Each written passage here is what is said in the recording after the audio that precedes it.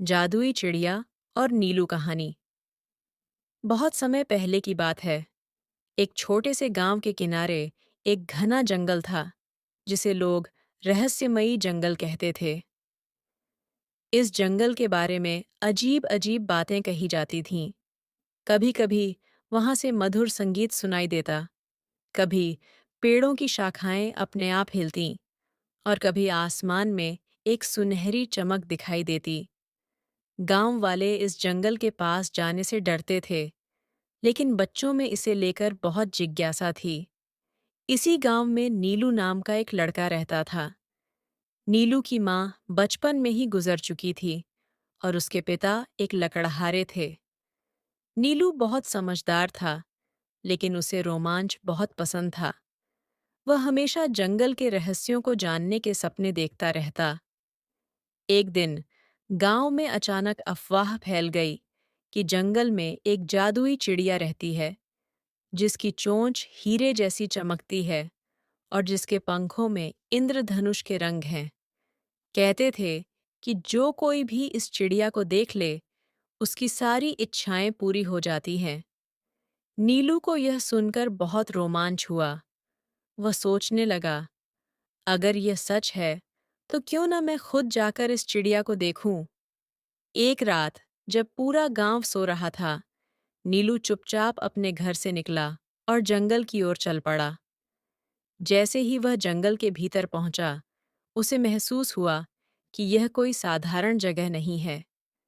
पेड़ बहुत ऊंचे और घने थे और अजीब-अजीब सी आवाजें आ रही थीं। अचानक हवा में मीठी सी धुन गूंज उठी। वह संगीत इतना सुरीला था कि नीलू मंत्रमुग्ध होकर उसकी दिशा में बढ़ने लगा। चलते-चलते वह एक विशाल वृक्ष के पास पहुंचा, जिसकी शाखाओं पर चमचमाते जुगनू मंडरा रहे थे। तभी उसने देखा, एक सुनहरी रोशनी उसकी ओर बढ़ रही थी। नीलू की आंखें हैरानी से फैल गईं।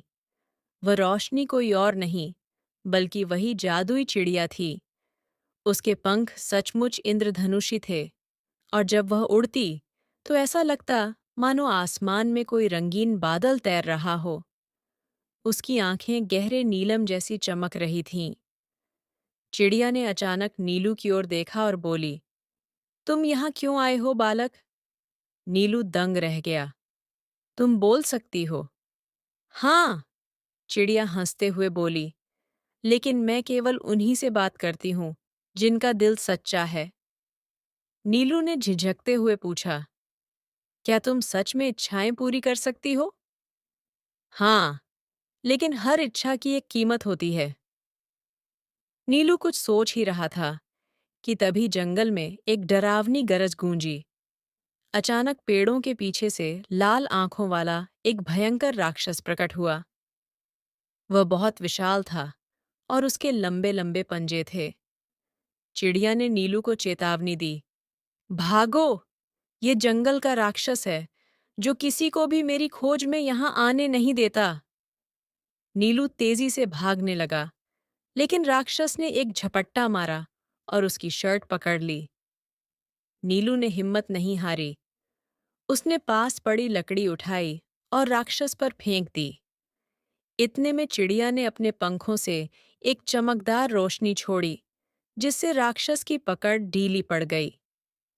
नीलू ने तुरंत चिड़िया से पूछा, अगर तुम इतनी शक्तिशाली हो, तो इस राक्षस को रोक क्यों नहीं देती?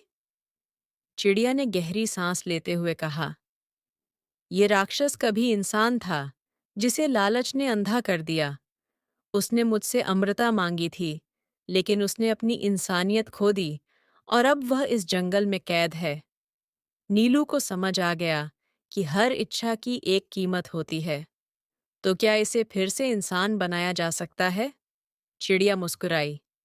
हाँ, लेकिन इसके लिए तुम्हें एक बलिदान देना होगा। तुम्हें अपनी सबसे प्यारी चीज छोड़नी होगी। नीलू ने तुरंत अपनी माँ की आखिरी निशानी, एक चांदी की अंगूठी, निकालकर चिड़िया को दे दी। चिड़िया ने अपने पंखों से एक जादुई रोशनी छोड़ी और देखते ही देखते वह राक्षस फिर से इंसान में बदल गया।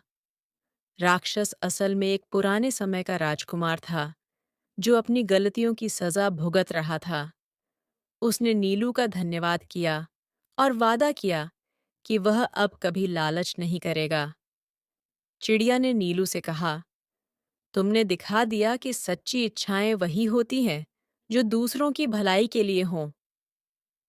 नीलू ने मुस्कुराते हुए कहा, तो क्या अब तुम मेरी कोई इच्छा पूरी करोगी? चिड़िया ने पंख फैलाए और कहा, हाँ, जब भी तुम मुझे बुलाओगे मैं आ जाऊंगी। इसके बाद नीलू गांव लौट आया। उसने गांव वालों को जंगल के रहस्य बताए और सबको सिखाया कि इच्छाओं का सही अर्थ क्या होता है। उस रात जब नीलू सोने गया तो उसने खिड़की से देखा, आसमान में एक चमकदार रोशनी उड़ रही थी। वह जान गया कि जादुई चिड़िया अब भी वहीं थी, किसी और नेकदिल इंसान की परीक्षा लेने के लिए। सीख: अच्छाई के साथ हमेशा अच्छा ही होता है। हमें हमेशा सबकी मदद करनी चाहिए। कहानी पसंद आए तो लाइक कीजिए। इसी तरह की कहानी सुनने के लिए हमारे चैनल को सब्सक्राइब कीजिए। Thank you for watching.